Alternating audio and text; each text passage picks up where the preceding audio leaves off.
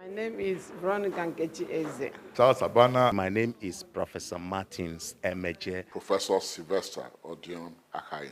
Keep watching Souq News TV. The best news channel online. It's elevating, it's enlightening, it's educating. Muhammad Ali found this truth in Africa. Rumble in the jungle. I swear the king is humble. Jesse Jackson, O.J. Simpson, this is black history. Andrew Young visit Africa in the late 60s. Legend, Bob Marley make the light different. Martin Luther King and Malcolm X are big names. They fought for black Americans in the old days. We need the same revolution in our own ways. Michael Jackson, Janet Jackson, Mr. Jay-Z, Snoop Dogg, Dr. Dre and Eddie Murphy. American prosperity ain't complete with African poverty. It's legendary Idris Abdul Karim, and you are on to Souq News. You don't touch that dial.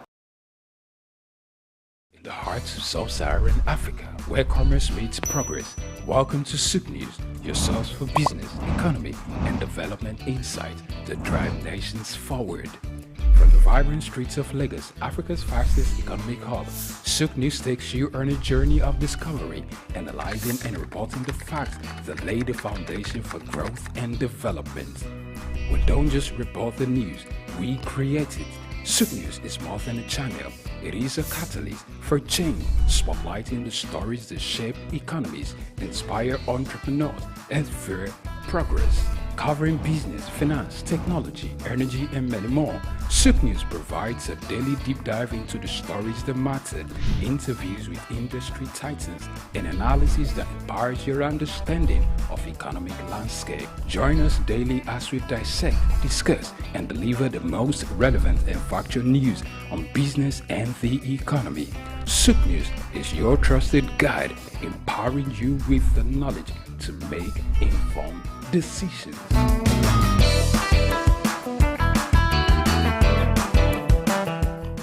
name is Veronica Nkechi Eze. Sabana. My name is Professor Martins Emeje. Professor Sylvester Odion Akaine. Keep watching Souq News TV. The best news channel online. It's elevating, it's enlightening, it's educating. Muhammad Ali found this truth in Africa. Rumble in the jungle. I swear the king is humble. Jesse Jackson, O.J. Simpson, this is black history. Andrew Young visit Africa in the late 60s. Legend, Bob Marley make the light different. Martin Luther King and Malcolm X are big names. They fought for black Americans in the old days. We need the same revolution in our own ways. Michael Jackson, Janet Jackson, Mr. Jay-Z, Snoop Dogg, Dr. Dre and Eddie Murphy. American prosperity ain't complete with African poverty. It's legendary Idris Abdul Karim, and you are on to Souq News. You don't touch that dial. In the heart of sub-Saharan Africa, where commerce meets progress, welcome to Souq News, your source for business, economy, and development insight that drive nations forward. From the vibrant streets of Lagos, Africa's fastest economic hub, Souq News takes you on a journey of discovery, analyzing and reporting the facts that lay the foundation for growth and development. We don't just report the news, we create it. Souq News is more than a channel. It is a catalyst for change, spotlighting the stories that shape economies, inspire entrepreneurs, and fuel progress. Covering business, finance, technology, energy, and many more, Souq News provides a daily deep dive into the stories that matter, interviews with industry titans, and analysis that empowers your understanding of economic landscape. Join us daily as we dissect, discuss, and deliver the most relevant and factual news on business and the economy. Souq News is your trusted guide, empowering you with the knowledge to make informed decisions.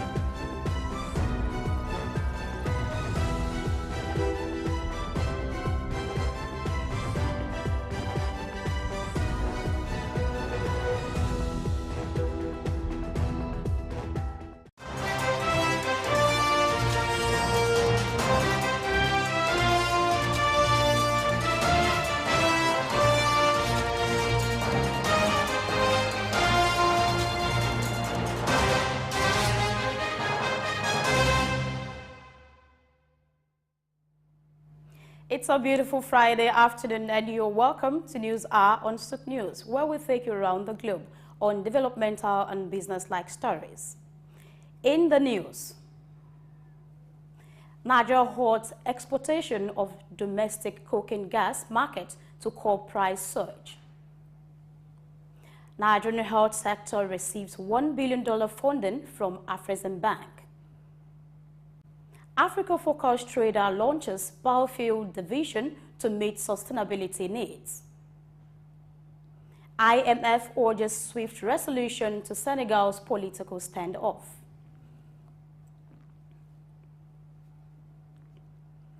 Canada pledges $91 million in aid to Haiti, prioritizing security.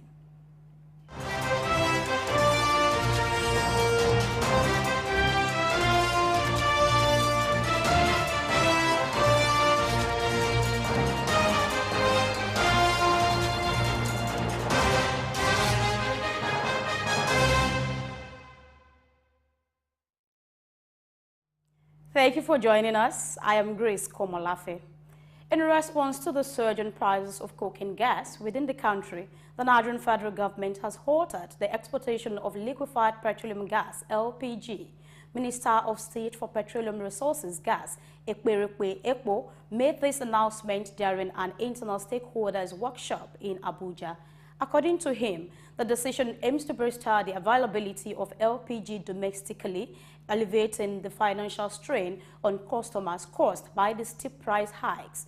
The minister also highlighted ongoing discussions with key stakeholders to address consumer challenges and stabilize the market. By prioritizing the domestic market over exports, the government anticipates increased availability and potentially low prices, providing relief to customers. And away from that, Afrexim Bank and the Federal Ministry of Health and Social Welfare have inked a $1 billion memorandum of understanding aimed at enhancing Nigeria's healthcare sector through the Presidential Initiative for Unlocking Healthcare Value Chain, PVAC.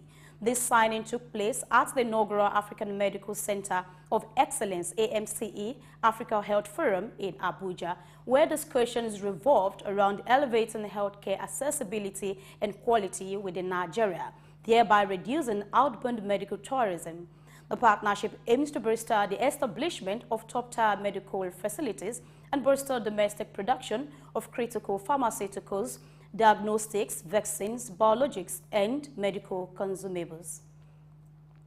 Moving on, as part of effort to address the rising demand for sustainable fuel across shipping, aviation, and power generation sectors, Africa-focused energy trader MOCO SA has established a biofuel trading division, MOCO Sustainable Energy Trading SA, in collaboration with Clear Sustainable Energy Trading AG.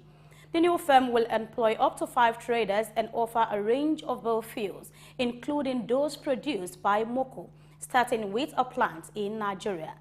CEO Guy Haken emphasized the alignment of this venture with MOCO's strategy to diversify into low-carbon commodities, citing their capacity build-up in processing Africa-origin biofuel stocks.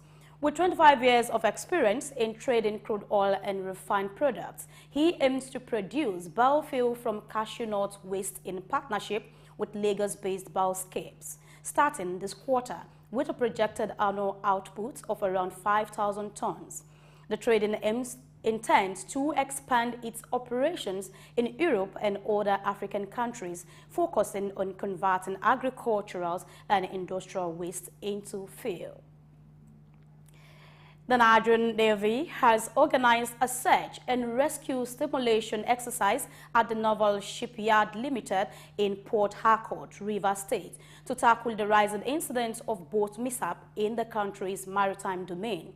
In a collaboration with 10 other government agencies, including the Nigerian Air Force, the Nigerian Police, and the Nigerian Security and Civil Defense Corps, the exercise aims to enhance emergency response capabilities. Commander of the Nigerian Navy ship NNS, Pathfinder Commodore Desmond Igbo, emphasized the agency's commitment to saving lives at sea and protecting maritime assets. The exercise, directed by Vice Admiral Emmanuel Ogala, Chief of Naval Staff, underscores the importance of proactive measures to ensure safety and security in Nigeria's waterways. And moving away from that, the Central Bank of Nigeria, CBN, has conducted a treasury bill auction selling a total of 1.58 trillion naira to manage liquidity in the financial system. Held on February 21st, the auction attracted significant investor interest, resulting in stop rates reaching as high as 19%. The auction featured three categories based on tenors: 91-day, 182-day and 364-day bills, with substantial offerings in each. Subscription levels were robust across all categories, indicating heightened investor appetite amidst the economic landscape. The CBN strategy is to tighten liquidity aligned with its monetary policy stance to curb inflation and stabilize the currency. With interest rates on treasury bills likely influencing borrowing cost economic-wide, the implications of these actions amidst global economic uncertainties are expected to be a topic of discussion in financial circles in the coming weeks. Moving ahead, considering the economic downturn in the country, the governor of Lagos State has addressed its citizens on his plans to mitigate the current challenges. Please stay as we take this report. Earlier on Thursday morning, Lagos State Governor Babajide Olusola Sanwo-Olu engaged with members of the press in a media chat at the Lagos State Government House, Marina, Lagos, under the banner Sanwo-Olu Speaks, having his deputy Femi Hamzat in attendance. The forum graced by prominent media figures such as Ruben Abati, Shola Kosoko, Babajide Otitoloju, among others. The governor confronted the multifaceted issues inherent in governing Lagos. Despite acknowledging the profound impact of recent events like the NSAS protest, he underscored his administration's track record of achievements and articulated a bold vision for Lagos as a growing megacity. The governor addressed the prevailing hardship faced by Lagosians and unveiled a set of initiatives designed to enhance safety, resilience, and economic stability. Among these initiatives, he announced the implementation of a hybrid work arrangement for civil servants, commencing next week from level 1 to 14 and 15 upwards, in order to reduce economic pressures starting from the workplace. Right? Not that any form of government will be shut down, it will be all calendarized and it will be on schedule. Levels 15 to 17 will miss work day. What are we seeking to achieve? We're seeking to achieve process where people even slow down, right?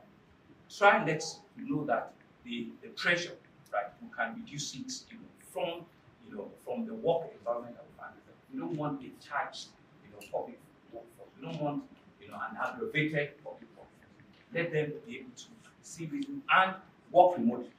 We have a lot of, online, capabilities now that can send some of the response to some of the work they're doing for country, and Lagos State has, such resources. So, in tandem with immediate economic interventions, Governor Sanwo-Olu prioritized healthcare accessibility, affirming that public hospitals would offer free delivery services for pregnant women, subsidized medication, and complementary health checkups. The governor also noted steps already taken for pensioners in the state. Our pensioners, as you speak now, we're at a stage where it's only pensioners that have retired in 2023 that have not been given their full payment. Every other one has been cleared. And this year alone, in January, we cleared some outstanding pensioners. February, we've cleared, we've done over 4-5 billion already this year. Next month, I've given a commitment, I'll do another 4 billion. What that will now do is that within a month, of so of your retirement, you should get your check. No other part of the country has anything to do with that. So we have brought Souq to people that have worked, for 10 years, 20 years, 30 years in the service of Lagos to ensure that they will earn, their pensions as that went to, and they can do whatever they want, with their resources. Sanwo-Olu during the dialogue also shared his plans for the general public to benefit from transport fare reduction and likewise spoke about food supply alongside the introduction of discounted food markets that will provide essential commodities at more affordable rates for a certain period. And I will explain to you in the course of this conversation who are the people that will be supervising and superintending all of that to ensure that the real set of people that we want this thing to get to, will get there. That's one level, one layer of direct procurement of rice, staple rice, beans, curry, and some small pepper and tomatoes in one bowl. The next level will be utilizing our experience during COVID. We're going to be opening, what we call Sunday markets in about 42 markets in Lagos. Sunday market. What you will see in those markets, is the same sort of like, stable, food item. But this time, you'll be buying, or you'll be buying at a reduced cost. We're going to cap what you can buy at not more than 25,000. I'll be giving you the 25% rebate immediately there. While he cited significant infrastructure development and progress made on vital projects such as the Blue Rail Line, he also highlighted efforts to regulate electricity supply in Lagos. At the end, Governor Babajide Sanwo-Olu issued a rallying call to Lagosians, urging collective action and resilience in the face of adversity, emphasizing the importance of citizen engagement and collaboration. He reiterated his commitment to steering Lagos towards a brighter future through shared determination and innovative solutions. Grace Komolafe, Souq News. That's a good move from the governor of Lagos State. All right, we'll move to the next story. The Tertiary Education Trust Fund, TETFund, has reaffirmed its support for King's College London in partnership with the African Export-Import Bank, Afreximbank, to establish a medical school in Abuja. The Executive Secretary of TETFund, Sonny Ekono, conveyed this commitment during a meeting with a senior delegation from King's College in Abuja. He expressed eagerness for collaboration in research to tackle Nigeria's challenges, emphasizing the importance of local content in life and medical sciences to curtail medical tourism experiences. Dr. Helen Bailey, leading the delegation from King's College, stressed the significance of the proposed medical center in addressing brain drain and expressed readiness for collaboration with TETFund and relevant government bodies to achieve their goals. The collaboration aims to establish the African Medical Center of Excellence, AMCE, comprising a medical school, nursing school, and research center located with a hospital on the outskirts of Abuja, with King's College contributing expertise in education, training, and research. Away from that, the International Monetary Fund, through its spokesperson, Julie Kozak, has expressed its active monitoring of the political situation in Senegal, emphasizing the necessity for a swift resolution to maintain stability in the country. The recent postponement of Senegal's presidential election ruled unconstitutional and has heightened tensions, leading to violent protests and concerns over authoritarian tendencies in one of the West Africa's most stable democracies. With President Macky Sall's term ending on April 2nd, there is pressure on authorities to schedule the election promptly. Kozak reiterated IMF's engagement with stakeholders, urging for a resolution to uphold stability and economic progress in Senegal. Moving ahead, the Canadian government has unveiled a financial package of $91 million to Haiti, with over $50 million allocated for the deployment of a multinational mission led by Kenya to aid Haitian police in combating criminal gangs amidst the nation's humanitarian crisis. Foreign Minister Melanie Joly noted that Canada's assistance aims to facilitate more impactful interventions to safeguard the Haitian population and promote locally driven initiatives to reinstate peace and prosperity in the country. And now we'll take a break and return to more stories. Please stay with us.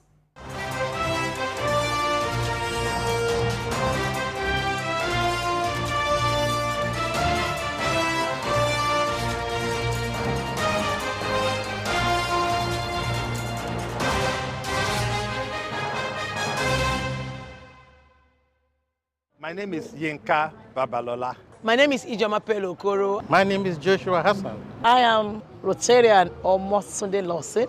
It's Ife Yunwarita Ejeze. My friends call me Ife. My name is Rotarian Lola Dare. I'm inviting you to keep watching Souq News. It's the right station to tune to. I like Souq News. Souq News is good. I want to charge you all to listen to Souq News, watch the news. You can have unlimited news, first time. Find Souq News. Be with Souq News. Never switch off. You are better for it. Souq News is the real thing. Listen to their coverage and you'll be glad you did. Turn to your YouTube, turn to your Instagram, turn to all your digital channels and look for Souq News. Keep watching. Keep watching. Please, guys, keep watching Souq News. In the heart of sub-Saharan Africa, where commerce meets progress, welcome to Souq News, your source for business, economy, and development insight that drive nations forward. From the vibrant streets of Lagos, Africa's fastest economic hub, Souq News takes you on a journey of discovery, analyzing and reporting the facts that lay the foundation for growth and development. We don't just report the news, we create it. Souq News is more than a channel. It is a catalyst for change, spotlighting the stories that shape economies, inspire entrepreneurs, and fuel progress. Covering business, finance, technology, energy, and many more, Souq News provides a daily deep dive into the stories that matter, interviews with industry titans, and analysis that empowers your understanding of economic landscape. Join us daily as we dissect, discuss, and deliver the most relevant and factual news on business and the economy. Souq News is your trusted guide, empowering you with the knowledge to make informed decisions.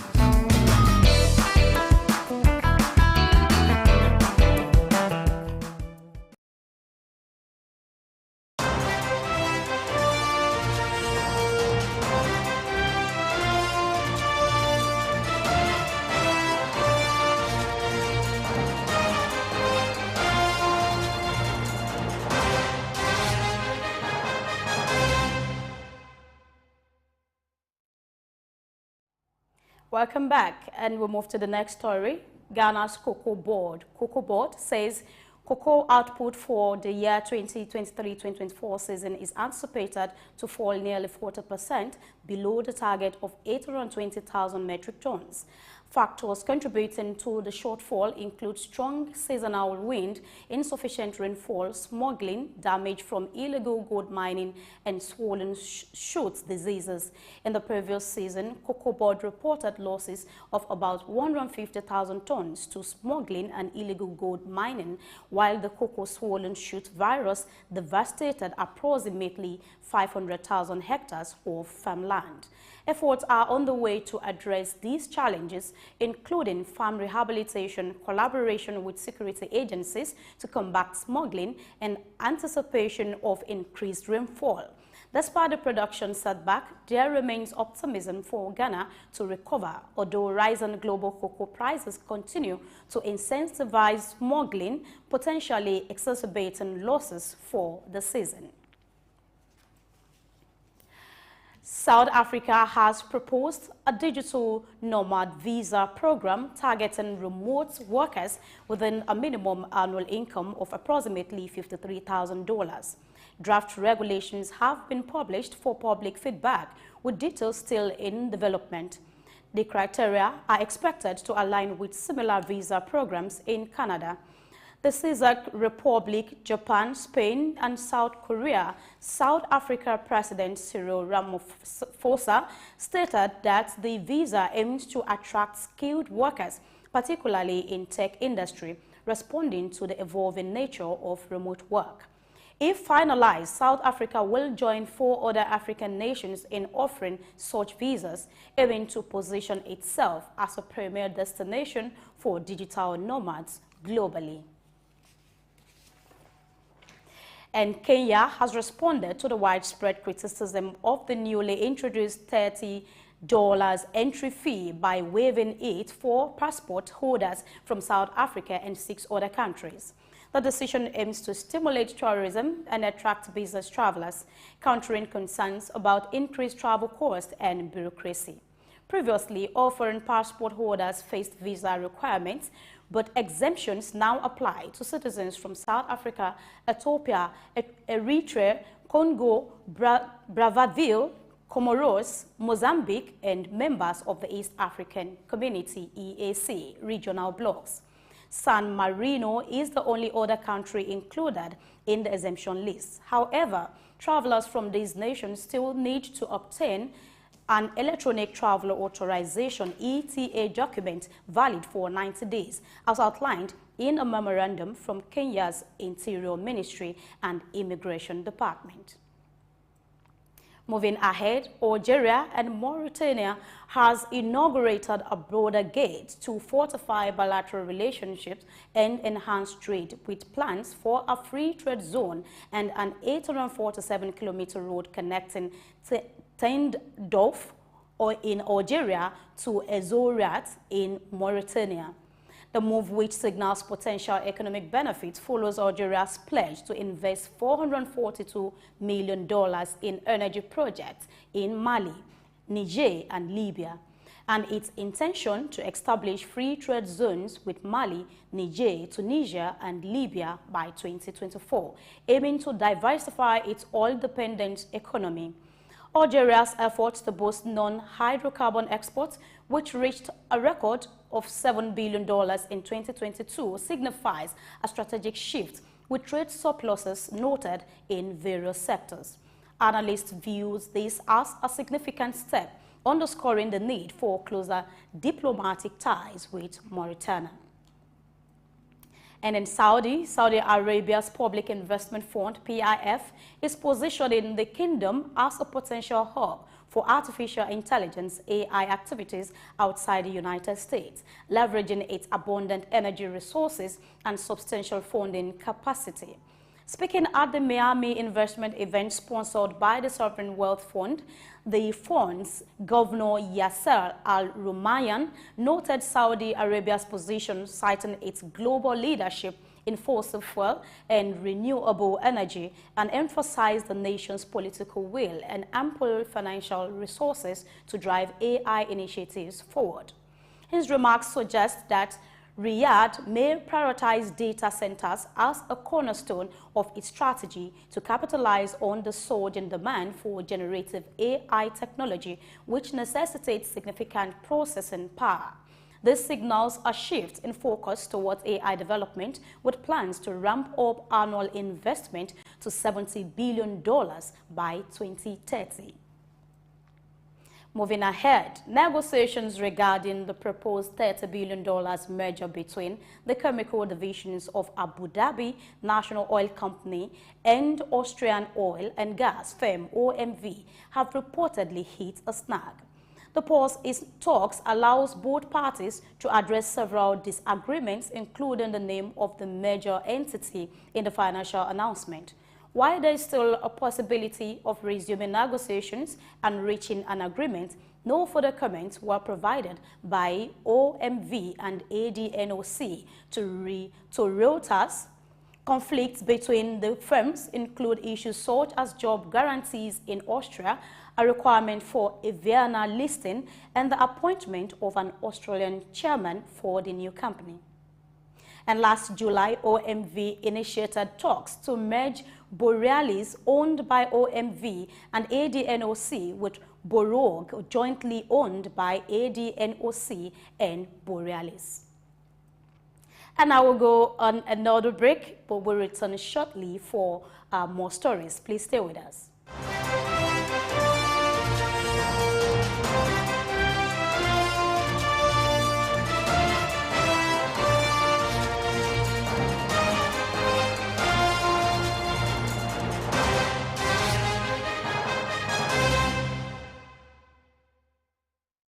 My name is Dr. Rafiu Oladipo. My name is Baba Jalal Repega. I'm Reverend Juliet Benite. I'm Godio Didi. My name is Professor Oladokun Sulaiman Olarawaju. Souq News, is on the ground, loading. Very enlightening, very educative, and entertaining. Thank you to Souq News. So I'm happy that Souq TV has come into existence. I'm happy to be here in the Souq News. I want to encourage you to subscribe to the channel and keep watching news that makes sense. As Browning said, one's extension of one's reach should not exceed one's grasp, or what is heaven for. And I think Souq News is doing that. Africa needs a voice of truth, and Souq News has become one of them. And get ready, get ready, get ready. And keep watching. Keep watching Souq News. Keep watching Souq News. It's a place to be. Keep watching Souq News. Broad Street. Broad Street, situated in Lagos Island, is steeped in Nigerian history. Once the biggest financial hub of the country, it housed the headquarters of major banks, linked the CBN, the stock exchange, and the loads of lender companies. Broad Street is a historically significant street. It has played a central role in the development of Lagos and history, an important commercial and administrative center for the British colonial authorities. It was also a home to some of the city's earliest modern buildings. Broad Street was a residential area in the pre-colonial era. With the British came the Methodist Boys High School in 1878 and the Broad Street Prison in 1882, renamed Freedom Park. The General Hospital, which was a British military hospital, was built in 1893, being the first general hospital in Nigeria. The old British Secretariat building, which is now the Federal Ministry of Justice, was built in 1906.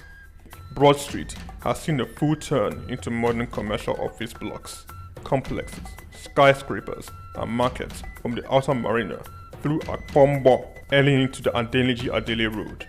Broad Street is one of the busiest streets in Nigeria on weekdays, where commercial activities take place day and night.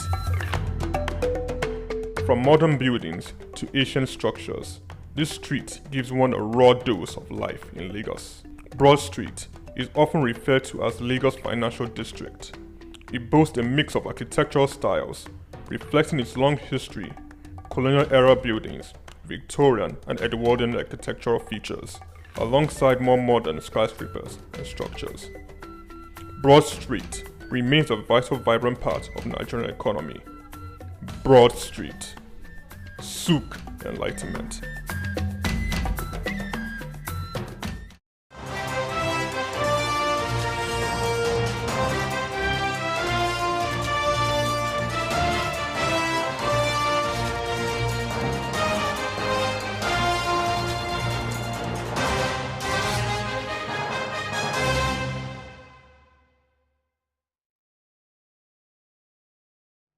Glad to know you are still with us. Welcome back. And moving to the next story, Australian energy firm Woodside Energy is divesting its 15.1% stake in its Scarborough project to Japan's JERA for approximately $1.4 billion, making its second stake sale to a Japanese liquefied natural gas buyer in 6 months. The deal includes a purchase price of about $740 million and reimbursement for JERA's share of expenses incurred from the effective transactions date of January 1, 2022. JERA considers this acquisition its largest overseas LNG stake, intending to finance it through a blend of equity capital and debt. Woodside had previously sold a 10% participating interest in Scarborough to LNG Japan for $500 million in August 2023. The completion of the stake sale to JERA is anticipated in the second half of 2024, allowing Woodside to retain a 74.9% interest in the $12 billion Scarborough gas project and remain its operator, targeting the first LNG cargo by 2026. Woodside CEO Meg O'Neill hailed JERA's involvement as a testament to the project's significance to Japanese customers and expressed anticipation for further energy and business opportunities with JERA. Lastly, stakeholders from Nigeria movie industry recently gathered in Lagos at the Nollywood Economic Outlook 5.0 to find a sustainable path which yield success for the industry. And Blessing Eche was at the event. It was a brainstorming session for producers and consumers of Nollywood as they converged at the Nollywood Economic Outlook 5.0, themed Reshaping the Future of the Creative Economy. The platform provided a forum for movie producers, intellectuals, and financiers to chart a course for the industry amid increasing digitization and economic challenges. In a goodwill message, President, Association of Movie Producers, Nigeria, Ambassador Queen Blessing commended the convener for sustaining the platform 5 years since inception, while appealing for government support and access to single-digit loans for movie producers. And we can't do it alone. We need private sector. We need the government.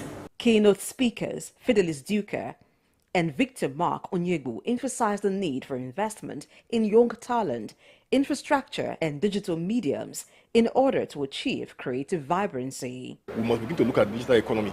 That is where the world is moving to. Many people do not even watch their TV at home today. Most of the news you get, even your news here, you are online. You get this information online at the speed of go. As you are here, you are sending your report and telling them what's up. You send pictures, you send. So people must begin to look at that film too, according to that point where we have to look at that environment too.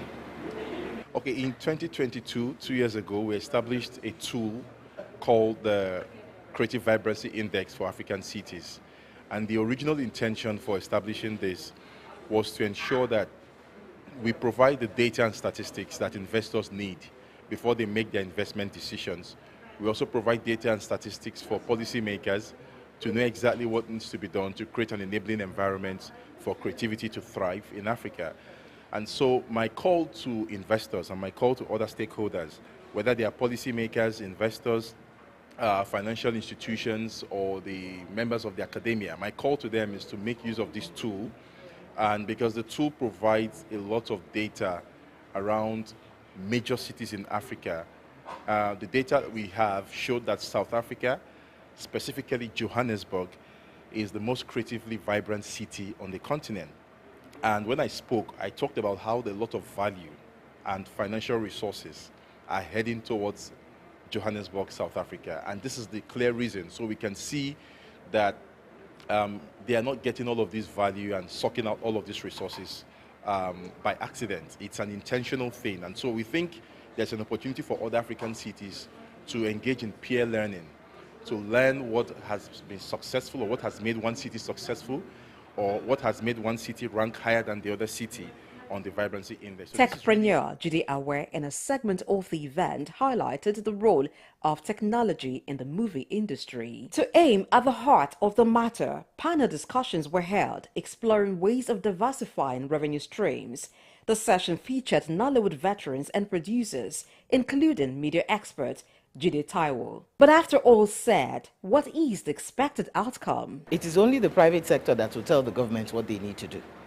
Because basically, we still have square pegs in round holes when it comes to the government, and I'm not sure they understand the steps that have to be taken. And so yes, it behoves the private sector to get more involved in the creative industry. Because I'm actually hopeful. I pray that we have more funds for the aesthetics and all of that, because filming in Nigeria is actually very difficult, more even in Lagos. We don't need to rest on our oars. The rest of the world is moving fast. We not move fast. We need to take advantage of digitization. And Nollywood, the second largest film industry in the world, despite its size, is majorly informal and lacks proper infrastructure. It is hoped that the Nollywood Economic Outlook 5.0 reshapes its future for the better. Blessing Eche, Souq News. Thank you, Blessing, for that report. And here we'll call it a wrap on News Hour. Don't forget to join us on all our social media platforms for more updates on Souq News. I am Grace Komalafe. Do have a great weekend. Bye.